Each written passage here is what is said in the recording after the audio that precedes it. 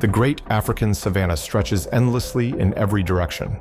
Its golden grass sways gently in the breeze beneath a vast blue sky.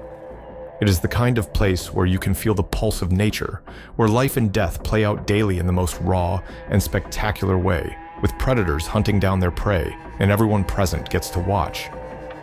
For many tourists, this untamed beauty is a dream destination. And for Daniel and Emily Hart, a couple from the US, it was the adventure of a lifetime. They had planned the safari for years, eager to witness Africa's incredible wildlife up close. But what started as a thrilling, real-life rule of the jungle experience soon turned into a nightmare they would never forget. Daniel and Emily, together with a few other tourists, had boarded an open-top safari vehicle that morning to explore the savannah, guided by Moses, an experienced ranger with years of experience. To get the best live action and good angles for pictures, they went deep into the heart of a wildlife reserve, one known for its diverse and abundant animal population. The early hours of the open safari were as breathtaking as they could get. The tourists observed herds of elephants moving slowly through the bush grazing, giraffes towering above the acacia trees, and zebras grazing lazily in the distance. Seeing this, the couple marveled at every sight, taking pictures as they tried to capture the beauty of Africa's wilderness. As the day progressed, the sun went higher in the sky, causing a harsh, scorching light over the savannah. Moses led the group further into the reserve, where fewer vehicles ventured. "This is where the real magic happens," he said, his deep voice carrying above the hum of the engine. "We might get lucky and spot some of the big cats." But this would turn into a mistake. The idea of seeing lions up close thrilled the group. They had seen plenty of animals that morning, but the lions were the main attraction. Everyone leaned forward in their seats, scanning the horizon for any sign of movement in the tall grass. Then, just as they rounded a bend, Moses stopped the vehicle and pointed ahead. There, lying in the shade of a lone tree, was a pride of lions. There were at least 8 of them, lying down in the shade under the hot sun, as if waiting for some easy target to devour. On top of that, their golden fur blended almost seamlessly with the dry grass. A large male with a thick mane lounged at the center, surrounded by several lionesses and a few younger males. The sight was majestic, a scene straight out of a nature documentary or an Animal Planet storybook. The tourists gasped in awe, cameras clicking as they captured every detail of the powerful creatures. Moses kept a respectful distance, knowing that lions could be unpredictable. "Stay calm and quiet," he whispered. "Lions usually won't attack if they don't feel threatened." For several minutes, the group watched in silence, as Moses had told them, since they did not want to poke the king of the jungle. They were all mesmerized by the scene in front of them. At first, the lions seemed relaxed, with some yawning lazily, and others dozing in the midday heat. It's like it was time for rest. But something in the air changed. The large male lifted his head, his yellow eyes locking onto the vehicle. Seeing this, the lionesses too began to stare, their muscles tensing as they rose to their feet. The mood shifted from calm to tense in an instant. Being the most experienced in the group, Moses noticed the sudden shift in the air immediately. "We need to leave," he said quietly, reaching for the ignition. At this point, the pride of the lions was watching him closely, as if to determine if he was a threat. Before he could start the engine, one of the lionesses began to move, creeping toward the vehicle with deliberate steps. While they thought that she was just being curious, her eyes were fixed on the tourists, her body low to the ground, ready to pounce. Moses knew that she was not just curious. She might have been hunting. Panic swept through the group as the tourists could see the fear in Moses' eyes. "What's happening?" Emily whispered, her voice trembling with fear. Daniel gripped her hand tightly, his heart racing. The lioness was now only a few yards away, her gaze unblinking and fierce, and ready to give a chase should there be the need. Moses tried to start the engine again, but it sputtered and died. "No, no, no," he muttered under his breath, frantically turning the key. The vehicle wouldn't start. The lioness growled softly, her ears flattened against her head. The rest of the pride was now on its feet, watching closely. Suddenly, without warning, the lioness charged. Things started to escalate fast as the lioness reached the car. It leaped onto the side of the vehicle, her claws scraping against the metal. Seeing this, the tourists got scared and started screaming. Moses' instincts kicked in. He grabbed his rifle, but before he could aim, another lioness lunged from the other side, shaking the vehicle with her weight. The other lions had already read the mood, and one thing was clear: they had bad intentions. The lions had gone from calm observers to deadly predators in a matter of seconds. It's like they had just caught themselves an easy meal. Daniel and Emily held each other. They were very terrified. The vehicle rocked as the lions tried to climb on board, their powerful jaws snapping at the passengers, since, at this point, they were too exposed due to the open-top safari vehicle they were in. One of the tourists, a man sitting at the back, tried to fend off the lioness with his camera bag, but it was no use. The lioness swiped at him, her claws tearing through the fabric like paper. Blood spattered across the seat as the man screamed in pain. In an attempt to scare the lions away, Moses fired a shot into the air. The loud crack of the gun startled the animals, and for a moment they hesitated, backing away from the vehicle. But the male lion, now fully alert and angry, let out a deep, guttural roar that echoed across the savannah. He wasn't giving up that easily. With their leader's motivation, the pride regrouped. The lions circled the vehicle like sharks around a sinking ship.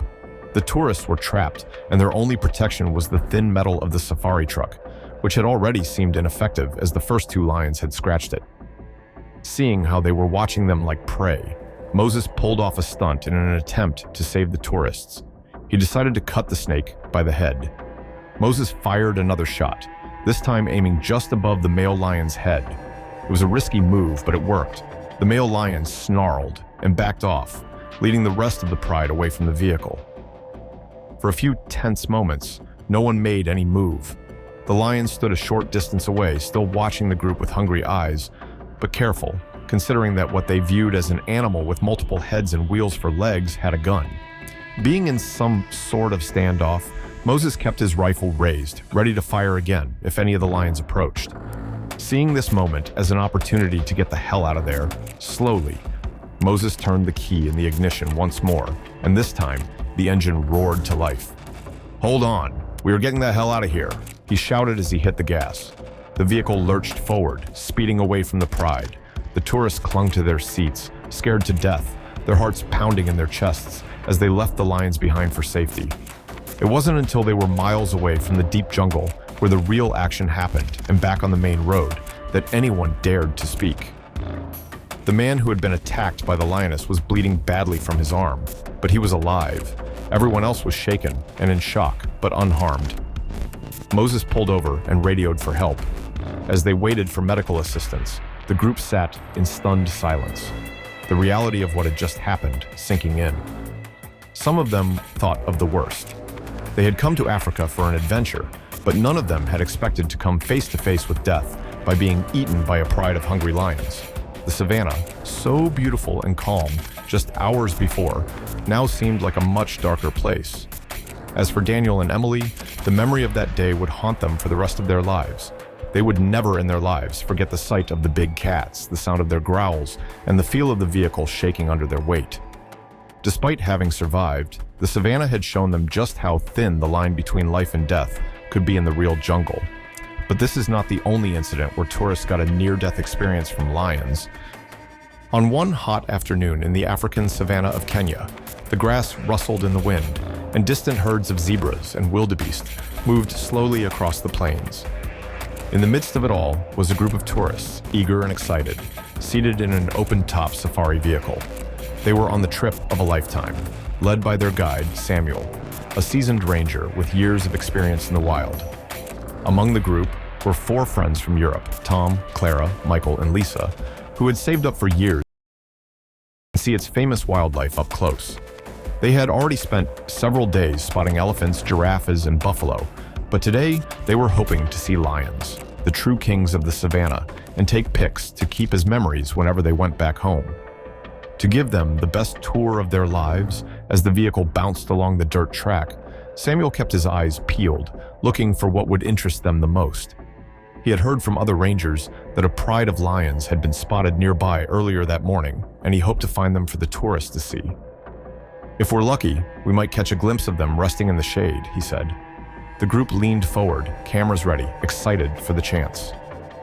After another mile, Samuel suddenly stopped the vehicle and pointed ahead. "There they are," he whispered. Looking in the direction Samuel pointed, the tourists, in great joy, saw them. About 200 yards away from where they were, under the shade of a large acacia tree, lay a pride of lions. There were at least 6 of them, including a huge male with a dark mane, who seemed to be the leader of the pride, 2 lionesses, and a few younger cubs. The lions appeared relaxed, lazily lying in the heat of the day. The tourists couldn't believe their luck. "Look at them! They're so close," Clara said in awe as she zoomed in with her camera. Samuel urged them to stay quiet. "Lions usually won't bother us as long as we keep our distance," he reminded them. This is because any noise or sudden movements would get their attention, and their predatory instincts would kick in. And this is something none of them would want, as it would not be a pretty picture to capture. For the next few minutes, everything seemed perfect. The lions barely moved, occasionally flicking their tails or yawning lazily. The tourists took this opportunity to snap photos, thrilled by how close they were to these magnificent creatures. But then, something changed. The large male lion, who had been resting with his head on his paws, suddenly lifted his head and locked eyes with the vehicle. The consistent flashlights from the tourist cameras had caught his attention, his calm nature as the king shifted in an instant. He stood up, his powerful muscles rippling under his tawny coat, and let out a low growl, as if to tell the other lions to check out the car he was looking at. The lionesses around him began to stir, rising to their feet and eyeing the safari vehicle with a new intensity. Seeing this, Samuel's expression hardened. "Stay calm," he whispered, his voice steady but urgent. "Don't move, and don't make any sudden noises. Otherwise, we become lunch for these beasts." The tourists exchanged nervous glances, sensing the tension in the air and in Samuel's voice. Michael, sitting at the back of the vehicle, felt a cold sweat break out on his forehead. "Are we okay?" he asked, his voice barely above a whisper. Before Samuel could answer, one of the now curious lionesses began to move towards them. Slowly, at first, she padded toward the vehicle, her golden eyes fixed on the group. The male lion let out another growl, deeper this time, and the second lioness followed. The air seemed to thicken with danger as the lions approached. The male lion sent the hunters in the pack to check out the tourists. Then everything happened at once. Without warning, the male lion charged. His massive paws hit the ground with a thud, closing the distance between him and the vehicle in seconds. The lionesses followed suit, sprinting alongside him. The tourists screamed in terror as the lions leaped at the vehicle, claws scraping against the metal sides. Tom, who was sitting closest to the edge, felt the lion's claws swipe at his leg, tearing through his jeans and leaving a deep scratch on his flesh. He yelled in pain, grabbing his leg as the lion growled just inches away from him. The others scrambled in their seats, trying to pull him to safety as the lions battered the sides of the vehicle, their powerful bodies shaking it with every hit. Samuel reacted quickly. He grabbed his rifle and fired a warning shot into the air. The loud crack distorted the attention of the lions for a brief moment, causing them to back off slightly as they wondered in confusion what had caused that noise. However, they didn't retreat completely. The male lion snarled at them as if pissed, pacing around the vehicle, still watching the group with predatory eyes. "Get down, everyone, get down," Samuel ordered. The tourists crouched in their seats, trying to make themselves as small as possible. The lions circled the vehicle, growling and sniffing at the tires, but Samuel kept his rifle trained on them, ready to fire again if any of these big and curious cats tried anything dumb. After what felt like an eternity to the scared tourists, the lions began to lose interest. One by one, they slowly backed away, retreating toward the shade of the acacia tree. The male lion gave one last snarl before lying down as if the attack had never happened. The danger had passed. From looking for the lions to running away from them, the unpredictability of the jungle was evident.